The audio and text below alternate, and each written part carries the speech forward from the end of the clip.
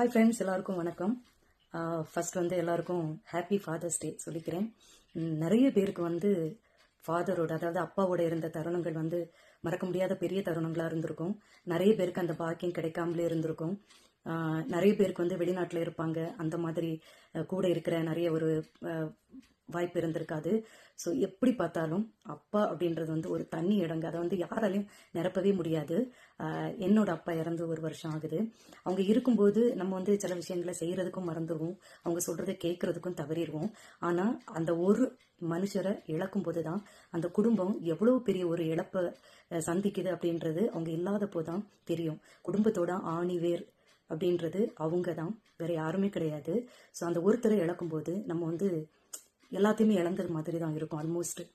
So இந்த ஒரு நல்ல நாளில் உங்கள் அப்பா எங்கே இருந்தாலும் சந்தோஷமாக பேசுங்க, அவங்களோட நிறைய டைம் ஸ்பெண்ட் பண்ணுங்க, அவங்களோட தேவைகளை பூர்த்தி செய்து கொடுக்கணும். ஏன்னா வாழ்க்கையில் அவங்க நல்லா இருந்தாலும் இல்லைனாலும் நம்மளை கஷ்டப்பட்டு கடைசி வரைக்கும் ஒரு உறுதுணையாக இருந்து, ஃப்ரெண்டுக்கு ஃப்ரெண்டாக, அப்பாவுக்கு அப்பாவா, எல்லா ஒரு சூழ்நிலையிலும் பார்த்தீங்கன்னா எந்த ஒரு கஷ்டம், எந்த ஒரு துயரத்தில் நம்ம இருந்தாலும் கூட வர்ற ஒரே ஜீவன், கடைசி வரைக்கும் நம்ம கூட தோள் கொடுத்து நிற்கிற ஒரே ஒரு ஜீவன் அவங்க தான்.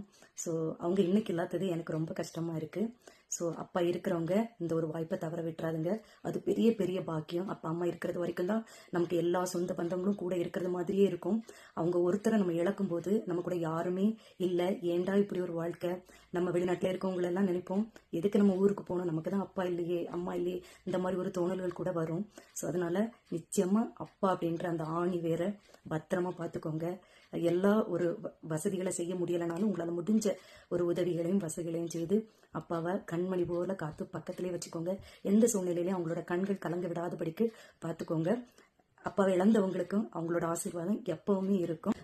எல்லாருமே அப்பா கூட சந்தோஷமா இருங்க.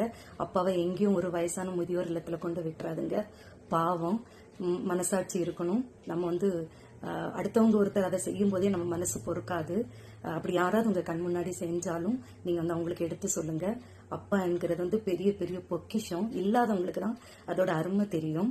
ஸோ யாருமே அப்பாவை கண் கலங்க விடாம டைமுக்கு சாப்பாடு கொடுத்து அவங்கள சந்தோஷமா பக்கத்திலே வச்சுக்க பாருங்க. தூரத்துல வேலை செய்யற அப்பாவையுமே அடிக்கடி பேசுங்க. டெய்லி ஒரு வார்த்தை நல்லா இருக்கீங்களா அப்படின்னு நீங்க கேட்டா போதும். அதை விட ஒரு பெரிய ஆறுதல், பெரிய ஒரு அன்பு அந்த அப்பாவுக்கு வேற எங்கேயுமே கிடைக்காது. ஸோ இந்த ஒரு காரியங்களை எல்லாம் நீங்க மிஸ் பண்ணிடாதுங்க.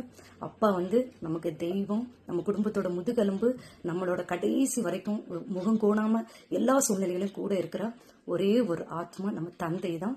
ஸோ எல்லாருக்கும் ஒரு முறை கூட தந்தையர் தின நல்வாழ்த்துக்கள். See you guys in next video.